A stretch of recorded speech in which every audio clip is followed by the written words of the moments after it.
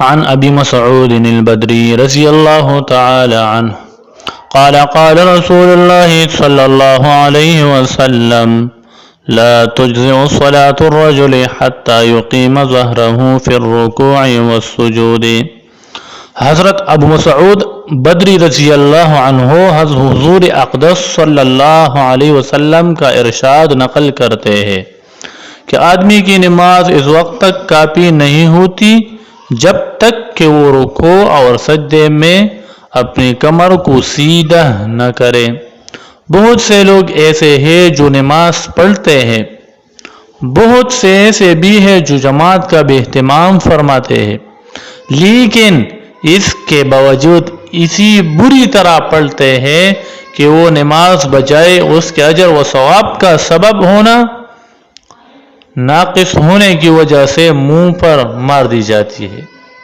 وہ نہ پڑھنے سے یہ بھی بہتر ہے، کیونکہ نہ پڑھنے کی صورت میں جو عذاب ہے وہ بہت زیادہ سخت ہے، اور اس صورت میں یہ ہوا کہ وہ قابل قبول نہیں ہوئی اور منہ پر پھینک کر مار دی گئی، اس پر کوئی ثواب نہ ہوا۔ لیکن نہ پڑھنے میں جس درجہ کی نافرمانی اور نخوت ہوتی وہ تو اس صورت میں نہ ہوگی۔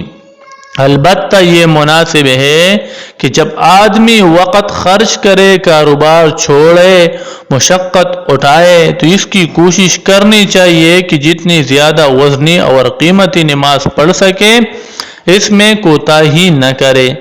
حق تعالی شانہ کا ارشاد ہے، وہ قربانی کے بارے میں ہے مگر احکام تو سارے ایک ہی ہے۔ فرماتے ہیں نہ تو حق تعالی شانہ کے پاس ان جانوروں کا گوشت پہنچتا ہے نہ ان کا خون، بلکہ اس کے پاس تو تمہارا تقوی اور اخلاص پہنچتا ہے۔ لہذا جس درجہ کا اخلاص ہوگا اسی درجہ کی مقبولیت ہوگی۔ نماز کے بارے میں اللہ جل شانہ کا ارشاد ہے، بڑی خرابی ہے ان لوگوں کے لیے جو اپنی نماز سے بے خبر ہے، جو ایسے ہیں کہ دکھلاوا کرتے ہیں۔ بے خبر ہونے کی بھی مختلف تفسیریں کی گئی ہے، ایک یہ کہ وقت کی خبر نہ ہو قضا کر دے، دوسرے یہ کہ متوجہ نہ ہو ادھر ادھر مشغول ہو، تیسرے یہ کہ یہی خبر نہ ہو کہ کتنی رکعتیں ہوئی۔ دوسری جگہ منافقین کے بارے میں اللہ تعالیٰ کا ارشاد ہے، اور جب نماز کو کڑی ہوتی ہے تو بہت کاہلی سے کڑے ہوتے ہیں۔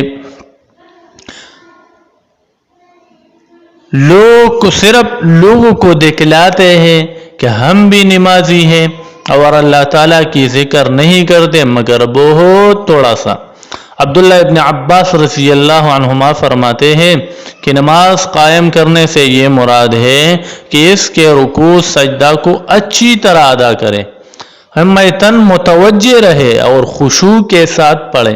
قتادہ رحمہ اللہ سے یہی نقل کیا گیا ہے کہ نماز کا قائم کرنا، اس کے اوقات کی حفاظت رکھنا، اور وضو کا اور رکوع سجدے کا اچھی طرح ادا کرنا، یعنی جہاں جہاں قرآن شریف میں اقام الصلاۃ اور یقیم الصلاۃ یقیمون الصلاۃ سے یہی مراد ہے۔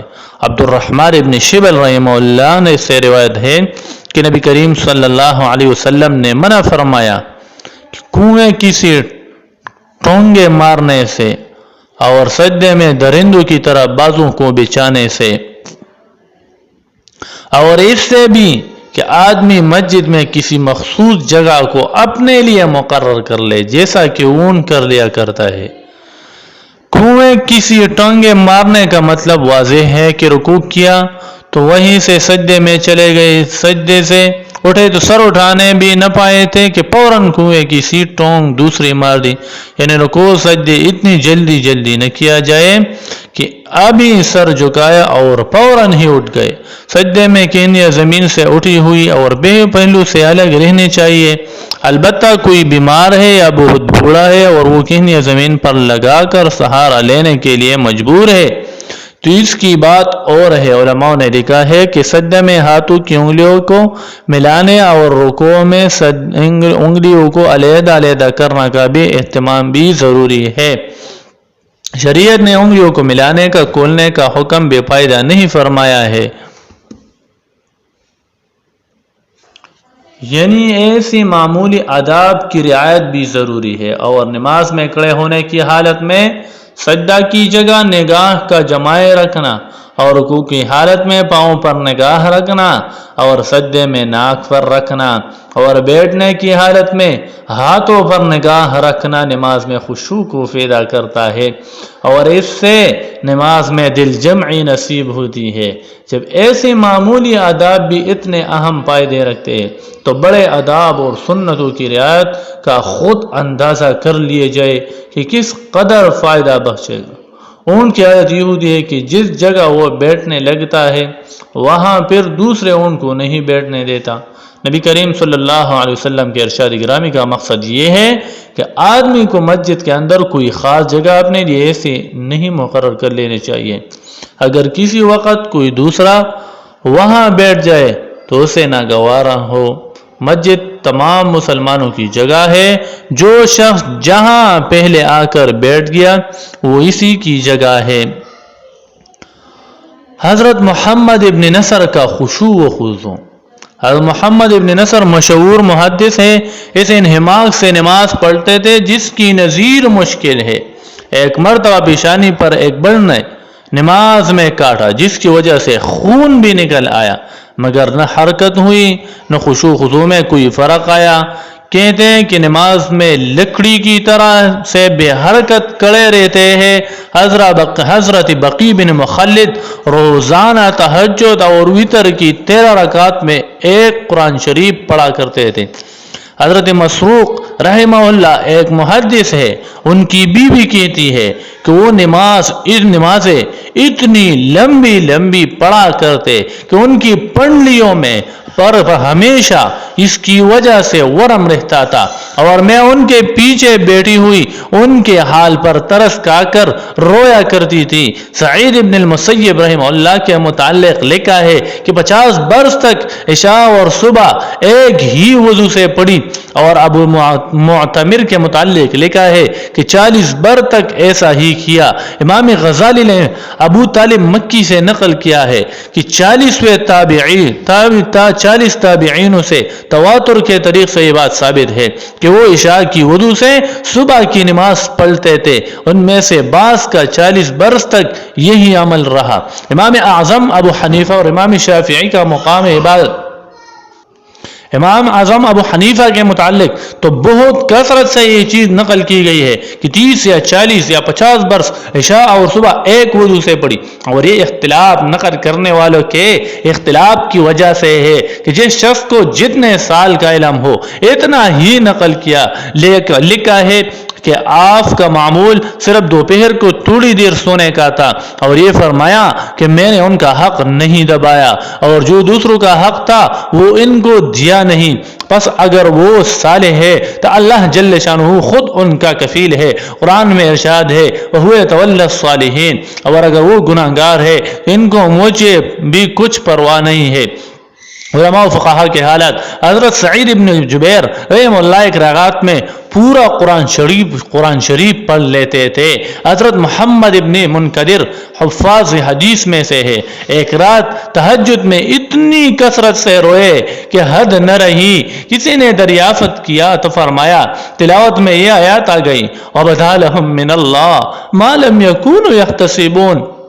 اس سے پہلے کی آیات میں اس کا ذکر ہے اگر ظلم کرنے والوں کے پاس دنیا کی ساری چیزیں ہو اور اتنی ہی ان کے ساتھ اور بھی ہو تو قیامت کے دن سخت عذاب سے چھوٹنے کے لیے فدیہ کے طور پر دینے لگے۔ اس کے بعد ارشاد ہے وَبَدَا لَهُم مِّنَ اللَّهِ مَا لَمْ يَكُونُوا يَحْتَسِبُونَ، اللہ تعالیٰ کی طرف سے ان کے لیے عذاب کا وہ معاملہ پیش آئے گا جس کا ان کو گمان بھی نہ تھا، اور اس وقت ان کو اپنی تمام بدعمالیاں ظاہر ہو جائیں گے۔ حضرت محمد ابن منکدر وفات کے وقت بھی بہت گھبرا رہے تھے اور فرماتے تھے کہ اسی آیات سے ڈر رہا ہوں۔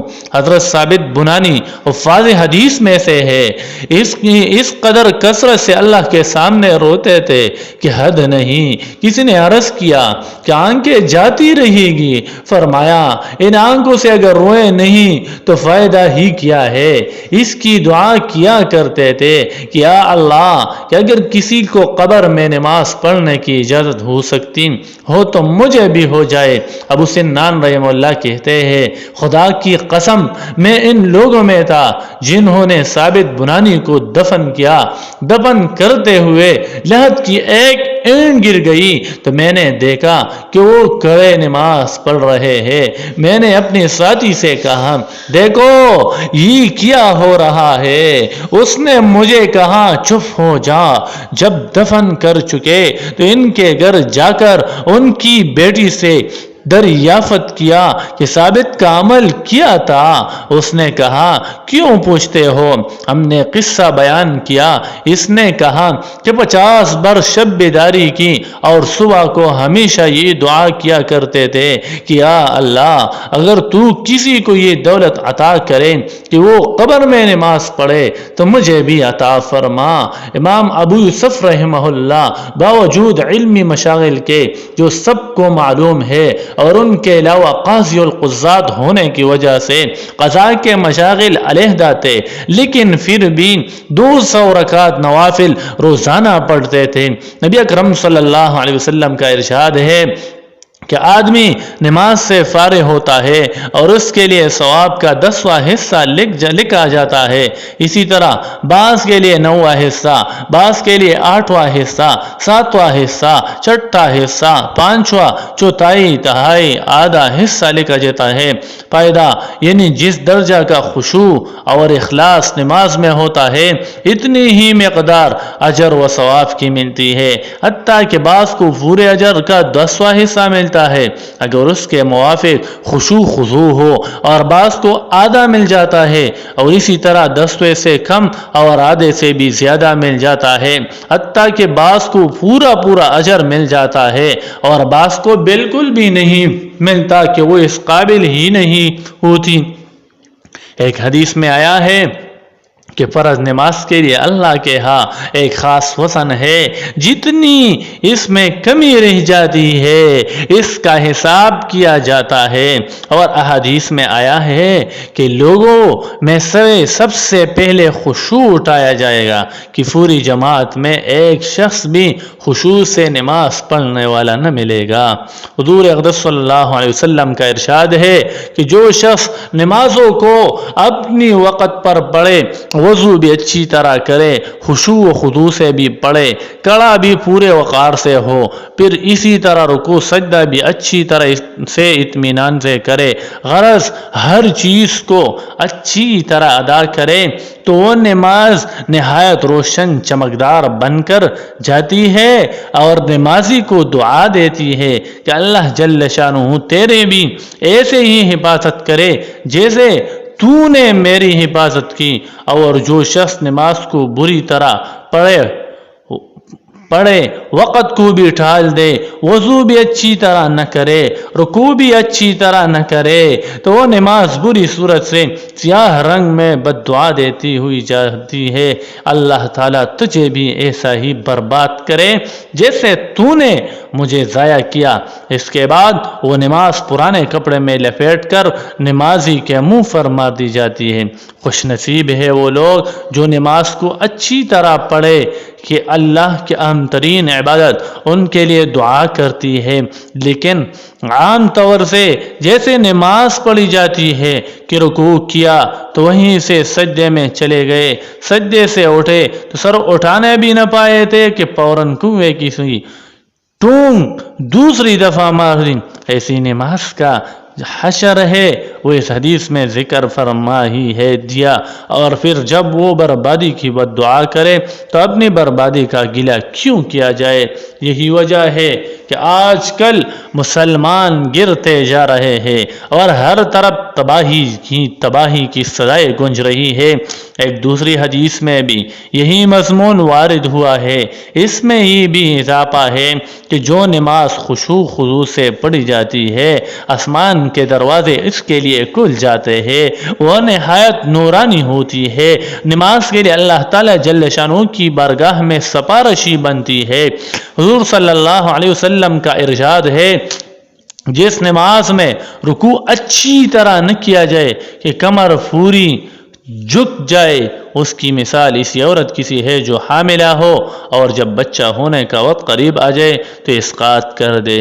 ترغیب ایک حدیث میں ارشاد ہے کہ بہت سے روزے دار ایسی ہے جن کو روزے سے بجز بھوکا اور پیاسا رہنے کے کوئی حاصل نہیں، اور بہت سے شب بیدار ایسے ہیں جن کو جاگنے کے علاوہ کوئی چیز نہیں ملتی۔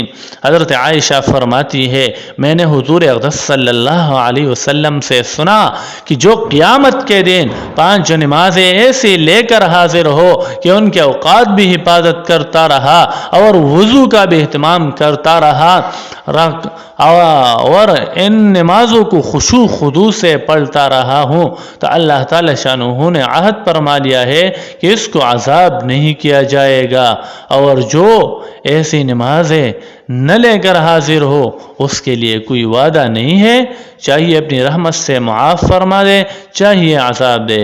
ایک اور حدیث میں حضور اقدس صلی اللہ علیہ وسلم صحابہ کے پاس تشریف لائے اور ارشاد فرمایا تمہیں معلوم بھی ہے اللہ جل شانہ نے کیا فرما دیا؟ صحابہ نے عرض کیا کہ اللہ اور اس کے رسول ہی جانتے ہیں۔ حضور صلی اللہ علیہ وسلم نے اہتمام کی وجہ سے 3 مرتبہ یہی دریافت فرمایا، صحابہ کرام یہی جواب دیتے رہے۔ اس کے بعد ارشاد ہوا اللہ تعالی شانہ اپنی عزت اور بڑائی کی قسم کھا کر فرماتے ہیں کہ جو شخص ان نمازوں کو اوقات کی پابندی کے ساتھ پڑھتا رہے گا میں اس کو جنت میں داخل کروں گا، اور جو پابندی نہ کرے گا تو میرا دل چاہیے گا رحمت سے بخش دوں ورنہ عذاب دوں گا۔ یا اللہ ہم سب کو حضور صلی اللہ علیہ وسلم کی سچی محبت عطا فرمائے، اور ہمیں اپنے بچوں کو بھی آپ صلی اللہ علیہ وسلم کی محبت اور اس کے تقاضے سکھانے کی توفیق عطا فرمائے۔ اللہ ہم نے آج حدیث مبارکہ سے دین کا جو علم حاصل کیا ہے اس کو صحیح انداز میں محبت و حکمت سے دوسروں تک اور خاص طور پر اپنے گھروں میں پہنچانے کی توفیق عطا فرمائے آمین۔ اللہم صلی علی محمد وعلی ابینا ابراہیم۔